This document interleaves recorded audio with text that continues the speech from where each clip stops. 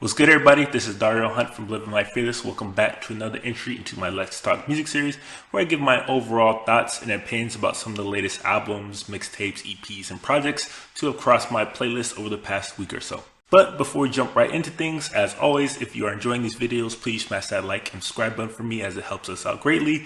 And if you like any of the gear that I rock in the videos, like this one right here, you can head over to the official site and grab some for yourself. With all that out the way, let's get right into the music.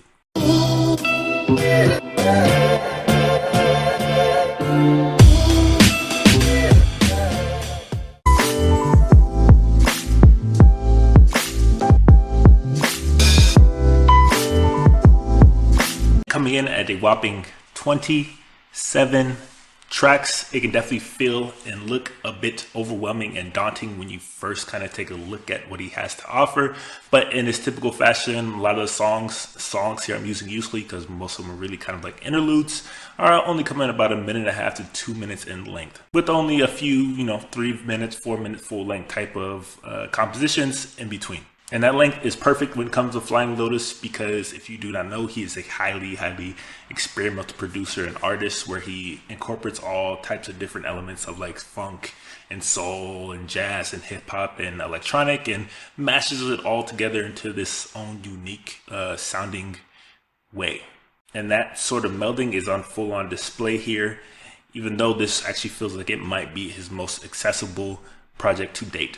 And accessible is oftentimes used in a negative way, but I actually think it is extremely positive here, because he is able to bring out the most out of some of the guest features he uses here, like Anderson .Paak and Solange, and even like Denzel Curry. A lot of those songs that they had with him are better than entire projects that they've had on their own.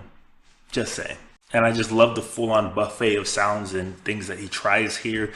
You can never really get too bored listening to the project, because if you don't like one thing in particular, the next song is probably doing something in the complete opposite.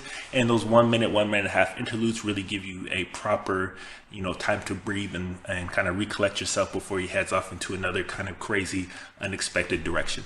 In short, it all feels just like you're listening to a master at work here, and you're getting to see the behind the scenes of like him sketching out his ideas, but on full on display for everyone to enjoy. If Scumfuck Flyboy was kind of him dipping his toe into that proverbial sound, Igor is him diving full on head first into anything and everything that has to do with kind of funk and soul. It's definitely a trend these days, as more and more hip hop artists in particular are seemingly to kind of go into that more funk, soul, experimental realm, and I really enjoy it, especially when it's done in a good manner, which is not always the case, but he does it extremely well here, and he continues to surprise with some really strong vocals. And even though some of his lyrics can feel a bit childish at times, you kind of expect that from somebody like him, and he speaks about love in kind of a more innocent childlike manner than you kind of come to expect from somebody like him. But after all these last few projects, I'm kind of getting more and more used to it. The production is really the star here for me. It is all extremely well done, and all feels very cinematic, which makes sense seeing as he has done a lot of soundtrack work lately. And he gives us a Kanye West verse and feature that I have not absolutely hated, which has been a rarity these days. I just wish that we would get to kind of get that more aggressive side of him a bit more. We get it in some spots here and there, like on a Magic New Wand, and for me that is really a highlight of him, when he can kind of meld those two worlds together. But all in all, it's still a very good, very good listen, and very good album that you should all check out.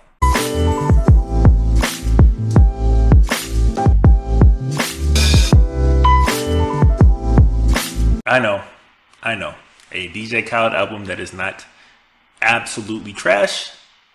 I could hardly believe it myself. Don't get me wrong, I am a fan of him in the fact that he is a hustler and a grinder, and he managed to kind of build his own lane in music, but I am not a fan of the way he kind of just nonchalantly puts together projects. Yes, he is the king of grabbing big name artists and somehow getting them to collab together on songs and creating collaborations that we really would not expect to ever happen in a million years, but he continues to do that here. It is kind of his thing. Now, there's nothing that I will likely be listening to still by the end of this year, but for the foreseeable future, there are a few songs that I really like to revisit and hear again, and that he actually does justice to, which is something he has not done much of lately. All except for that Jay-Z, Future, and Beyonce collaboration, because that is still hot garbage. Although it is still mostly enjoyable, I would have to say that he is still kind of stuck in that potential lane. Meaning he clearly has the chops to be a big name in music, and he clearly has the talent to back it up. But it has not all fully come together and clicked yet to create a whole project that is really worth talking about. Much like his previous releases, there are some absolutely fantastic moments here where everything just seems to click, and his little amalgamation of funk and soul and pop just all comes together nicely. But then there's moments that are just wholly forgettable. And that just makes it even worse when it's compared side by side to the song before it or the song after it that is just leaps and bounds better than what we got here. But for somebody that is so young in his career, it's not something that's wholly unexpected. He just still has a lot of kind of roughing out the edges to do for me.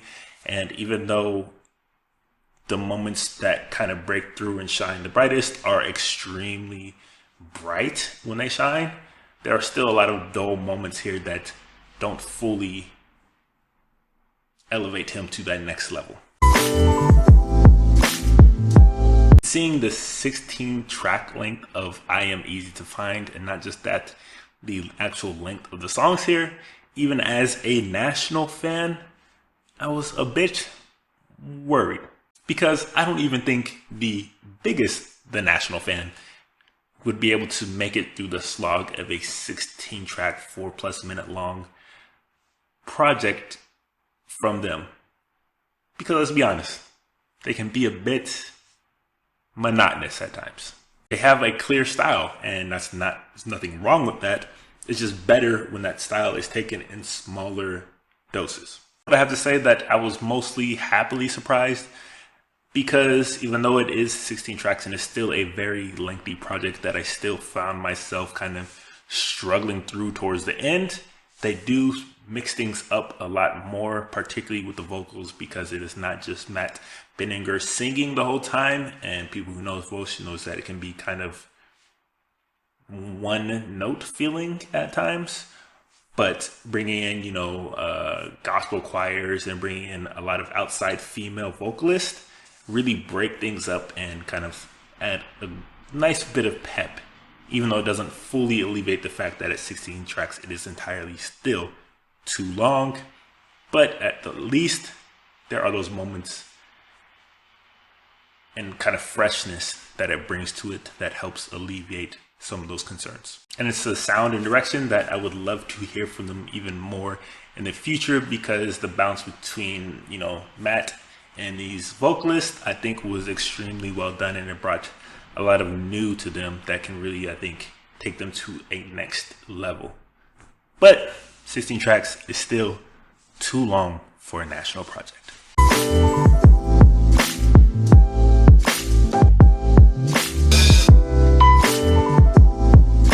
Even though they are experiencing a sort of mini resurgence when it comes to the actual music, it's kind of more of the same. And whether you are what type of fan you are, that is either a good thing or a bad thing. And for me, that is kind of a bad thing, because they're clearly in a musical rut, particularly when it comes to the production, which at best is average and at worst is just boring and monotonous. They haven't really done much to shake things up musically over the past decade or so, at least, maybe even 2 decades. And it's kind of sad, because as iconic as they are and as sharp as their bars still are to this day, the production just has not been able to keep up.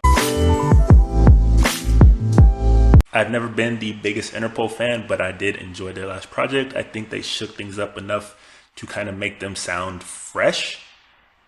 So when I heard that they were releasing kind of a B-side of that project, I was, a bit excited, because I did enjoy that project. So I figured this would at least be decent. But if we're speaking openly honestly, This was a very unnecessary release. These were all mostly throwaways for a reason.